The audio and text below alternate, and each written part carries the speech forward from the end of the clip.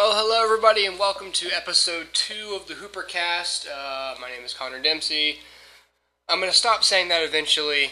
I know some of you are still confused. I'm here to bring you another review today while I have a little bit of time. So I'm going to do a quick review of a lovely, just kidding, terrible movie called The Change Up.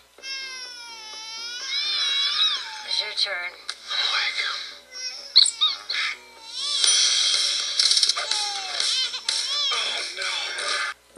Right there, that's where he poops. So what am I tonight? A burglar? Oh, hello.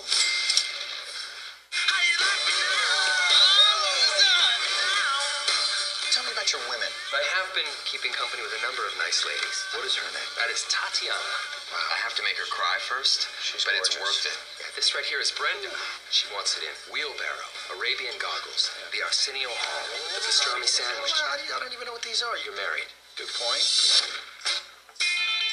You're living the dream, Mitch. Having children, it's like it's living with little mini drug addicts. You know, they're laughing one minute, and then they're crying the next, and then they're trying to kill themselves in your bathroom for no good reason. They're very mean and selfish, and they burn through your money, and they break... Guy, come on. You know, I was just saying that I envy your life, Mitch. I envy yours. I wish I had your life.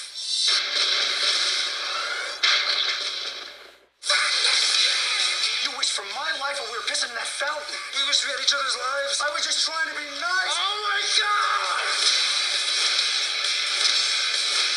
For the first time in your life, you're good looking, you're single. What's going on between us? It's crazy, but what's even more crazy is not to use it. Have we met? Hold on, you two guys should go out. Wait, what? How do you like working with Dave? I actually used to have kind of a crush on Dave. Oh, no, you didn't. No, but he's married, so obviously. Right, obviously. Yeah. Super married. What do I tell Jamie when she wants to have sex tonight? You're not having sex with my wife, Mitch. She comes at me like a hurricane. A guy can only withstand so much. I am gonna ruin her. Oh, my God. I need to cool it on the Thai food. Oh, my God. No. Don't back that thing up into me. I can't believe you'd come at me guns hot. Alright, anyway, that was a bit from the trailer of The Change Up. I'm going to say first off that this trailer movie ruined an otherwise good song, Thunderstruck by AC/DC, because now every time I listen to it I think of this movie and it makes me sad. This is the other film that I rented from from a DVD Express this week, so I didn't have to spend a lot of money on it. Nevertheless, I still felt as cheated by this movie as if I had paid full price for it. I watched the unrated version because, I don't know, sometimes they're better in terms of these raunchy comedies, because every time a movie has an unrated version, that kind of means that they intended on that version and it got cut down. So I figured that I'd see the intended movie here, so I can only assume the theatrical version is worse. It doesn't matter. I don't know how much worse it could be, because this movie was bad. Jason Bateman and Ryan Reynolds are like two friends, and they're sort of opposites, and they end up switching bodies. That's the main point of the movie. The whole point of the movie is just supposed to be a grass is greener on the other side kind of tale, wherein they realize that they should appreciate their lives, but they only realize it once they've walked in each other's shoes. First scene, Jason Bateman, whose character's name is Dave, he's a father, and so he wakes up at like 3 in the morning because his kids are crying, and so it's his turn, so he walks in there and changes them and stuff, and his son is like banging his head against like the crib bars repeatedly, which made me laugh, but that's just because they had like this slight, they blended like, it looks like an animatronic and like CG and maybe a practical shot of the baby all together to like make this kid just slamming his head against like a crazy person. And what's funnier is he just like, oh, come on, buddy, we talked about this. Like, you're not gonna go, oh my God, stop, please! You know, like, whatever.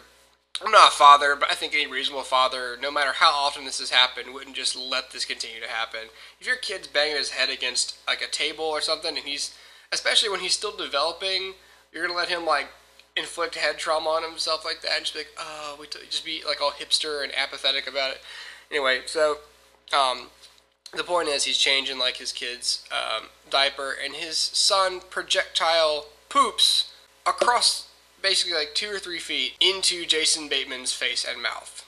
So right away, you know what kind of movie this is. It's the kind where babies poop into people's mouths. So I thought, okay, maybe this is just the movie's finding its footing. I don't know. Maybe this is how they grab you to show how shitty, no pun intended, being a father is, supposedly. There has to be good parts of being a parent, too, and I feel like they're just showing one side of it. But the point is, they're showing how crappy his life is, I guess. Dave's like a lawyer. He works like really hard. Ryan Reynolds plays Mitch, and they instantly set him up as Dave's opposite. He's single.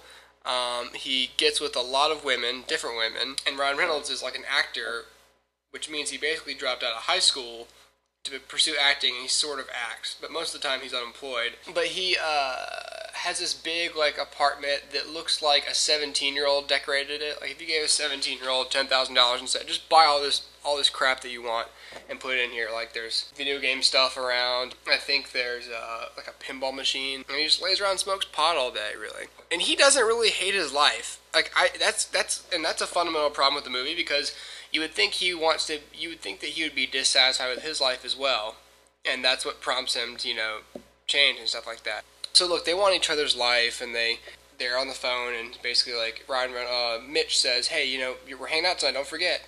And so Dave is at home like bathing his kids and getting sick of listening to his daughter's stories and stuff, which he's kind of an asshole for. And his wife comes in, played by Leslie Mann, and she comes in and basically is like, oh, we have that like meeting tonight. I think they go to like couples counseling, like the mild couples counseling, where like, we don't have huge problems in our marriage, but we should probably have a third party in here to help our marriage from getting to that place, which is, I think, pseudo therapy. Like, you may as well just say you're in couples therapy.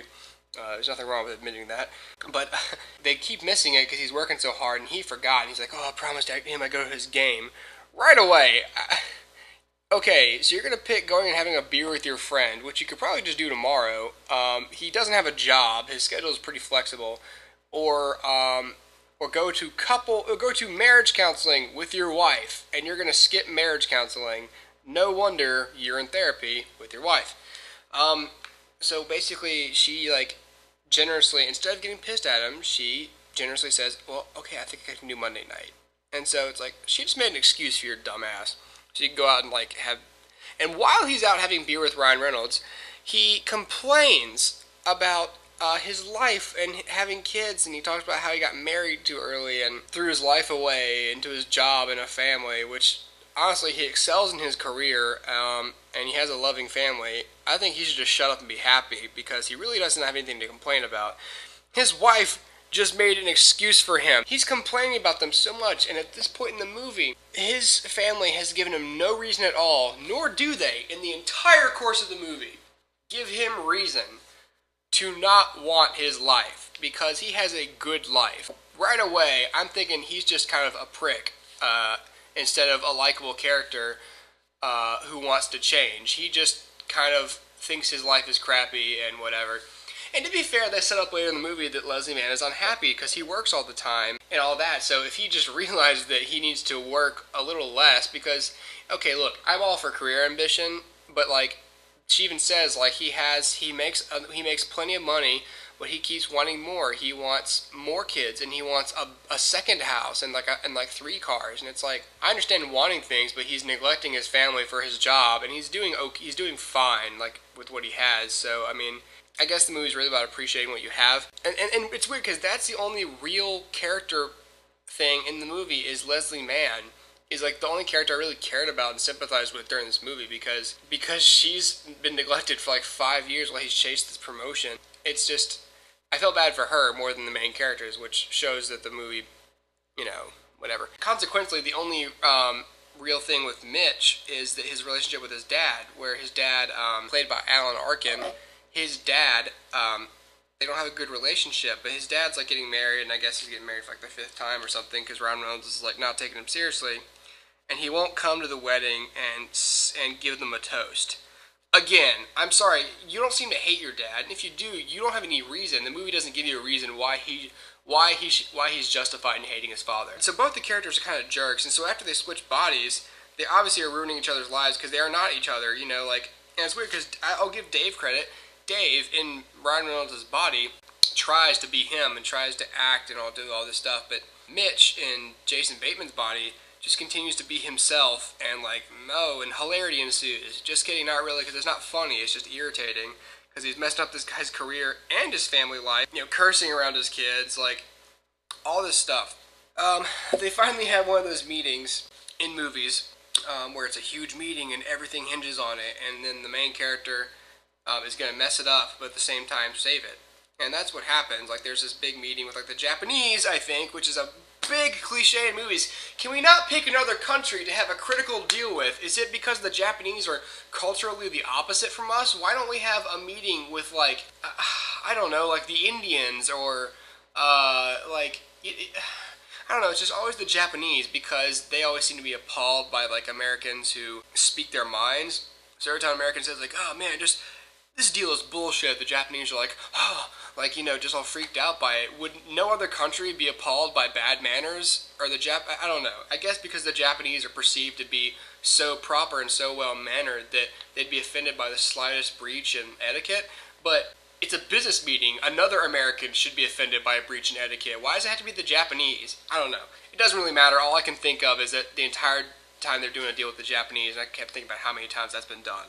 And so, of course, you know, Mitch, like, messes up the meeting, but at the same time, like, saves it later on. So I hate that, because it's like, it's just stupid.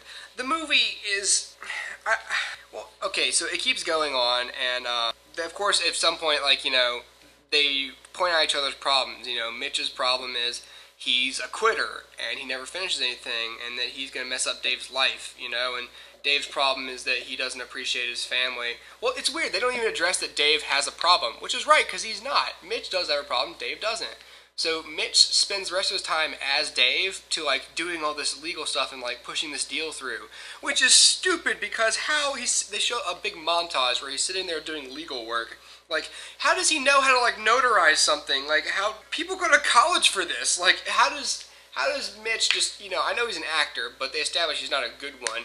Even if you're an actor, you can't sit there and know what all these words mean without grabbing, like, you know, another clerk from the firm and going like, what does this mean? So he's doing that, and then Dave spends his days smoking pot and doing nothing and just enjoying being away from his kids. And it's like, that's terrible. That's, like, not the message you want to send. Like, look, if you're already against fatherhood, you'll agree with this, but I mean, kind of selfish in that way. And again, it made me not like him.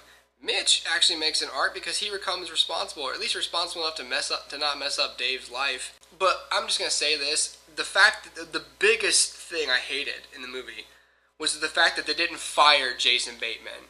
After Mitch messes up the meeting, you know, doesn't know what all these things are, and basically tells, like, you know, the head of the Japanese guy to, like, you know, shove it up his ass, he's basically, like, offended them, broke up this whole deal. In real life, this law firm, in the real world, Jason Bateman would have been canned just like that. They would have fired him. They would have fired him, you know, no severance pay. He would have been unceremoniously kicked out of that firm. And they just kind of treat him like, they're just like, what did you do? You could mess this up. It's like, the next word should be, you're fired, you son of a bitch. But instead, Mitch is just like, hey man, you know, how I've worked at this firm, you know, have I ever steered you wrong? The guy's like, well, no. And it's like, it doesn't matter if he's never steered you wrong. He deliberately, it seems, sabotaged this giant deal. You should fire him. I'm sorry.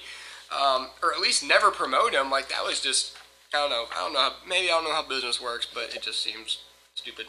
The movie is just full of tons of shock value and no substance. Now, I understand, I've just spent, you know, 15 plus minutes explaining the movie in a serious light, but I'm sorry, it doesn't work as a story unless all the characters and their motivations make sense, and it doesn't. So, on that half, at least 50% of the film fails. So it's a comedy, all that's left are jokes. Do the jokes work? It really depends on who you're watching this with. I watched it by myself, so I did that out of mercy, because I didn't want to put anyone else through this movie. I thought I should take on this punishment by myself. And I was right, because it was terrible, and I probably would have lost a friend if I had showed him this movie. There's no substance, and so all that's left is the jokes. Now the jokes, they're completely surface level jokes. Like when you step on the edge of the pool that goes up to like your ankle. That's how deep these jokes are. I will put up a great example of a good comedy. 40-Year-Old Virgin has great jokes, and I can watch that movie over and over again because it has a good story. This is the opposite, where it has a bad story and bad jokes. The first joke, like I said, is a baby shitting into his face. It's not. And look, I'm not saying that can't be funny. I'm just letting you know that's all this movie is. So if you're looking for something more like me, spend your dollar on something else. Go buy like a bacon cheeseburger and then spend another dollar watching a better movie. It was fine for the first couple scenes because it was harmless, you know. I figured it would change when like they switched bodies, but no, it just kind of got worse. And it went from harmless to agonizing. The character of Mitch is infuriating, but maybe it's because I sympathize with the married guy, but Mitch doesn't really care if he kind of messes up Dave's marriage. I'm sorry, I refuse to think that these two human beings are so incredibly flawed and like devoid of tact that they can't at least keep each other's lives together, but neither of them seems to care. I summed up this movie at the end of my notes perfectly, which was, what a waste of time, energy, and other people's money. This movie is crap. I'm sorry. Like, this is the kind of comedy I wish we didn't put out there. And I heard someone like give it good reviews. Like, the only positive thing I heard about it from other critics was that it's good because you get to see the actors play and you get to see them play each other. You do, but like, it makes me not like them still. Like, and not in the way that you're supposed to not like them. It felt like the movie was asking you to sympathize with these guys. Just like, there's a couple guys joking around. This guy's family is at stake. Maybe Mitch has nothing at stake, but Dave has like 3 kids and a wife that he's gonna lose because he's a negligent bastard. You know, like, it's, maybe that's the point, but like, he talks, you know, he has no problem as a character. Mitch is the one who had to change, but in the course of doing that, he's messing up Dave's life, and it's not funny, it's just stupid. I can't, maybe it's just me because of how seriously I view family. The movie paints these people as real people who have real problems and real feelings, and every time you sacrifice those feelings and hurt a character's feelings just for a joke, it's not really funny. I'm sitting there thinking, you know, his wife is going to leave him, and every time, and then they do a poop joke, and it's like, God, it's just stupid. Sorry, it is. I wouldn't rent this movie. I wouldn't even, if I were you, I'd encourage you, if you saw like an advertisement for this movie, to smash whatever is advertising it. It's not funny. It's not good. I'm sorry if you think it's funny. I don't want to offend you. I hope we can still be friends. I'm just telling you my opinion. My opinion is this movie is crap, and I think there are way better comedies out there. I'm sorry. Most things. I like Ryan Reynolds too. I wish I saw him in more funny things, you know, but I feel bad because the cast is great, but just this whole, it seemed like the director's name is David Dobkin, I think, and he seems like he just wants to do a movie full of poo-poo and pee-pee jokes, and it's juvenile and stupid. So that sums it up basically for the Change Up. I wouldn't recommend anyone seeing it. I wouldn't recommend you renting it. I wouldn't recommend listening to it while you do other things for background noise. I actually have one listener question here from Kellen. He asked, is this movie just basically Freaky Friday for dudes? The answer is this movie is Freaky Friday for nobody. The answer you're looking for is yes, kind of. It's raunchier Freaky Friday, but I don't know which movie is worse, to be honest with you. Yeah, that's basically how I feel about it. Stay tuned for more episodes, please. Leave comments, anything like that. I really appreciate it. Thanks, guys.